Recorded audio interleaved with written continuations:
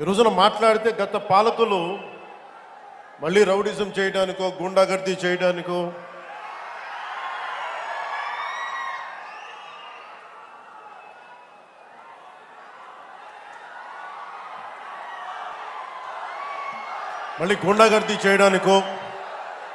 Rowdyism చేయడానికో అలాంటి భావన మళ్ళీ ఉంది. మీకు తెలుసు కదా, రౌడిజానికి గుండాలకి గుండాగర్దీలకి బయటపడితే మన రాజకీయాలకు వస్తాం. కేసులు పెడతాం, వస్తే 29లో మేము అంతు చూస్తామంటే మీరు రావాలి కదా. మీరు ఎలా వస్తారో మేము చూస్తాం. నాకు వారి మీద, వైసీపీ నాయకుల మీద ఈరోజు చెప్తున్నాను, మొదటి నుంచి చెప్తున్నాను, వ్యక్తిగతంగా నాకు ఎవరి మీద కక్ష ఉండదు.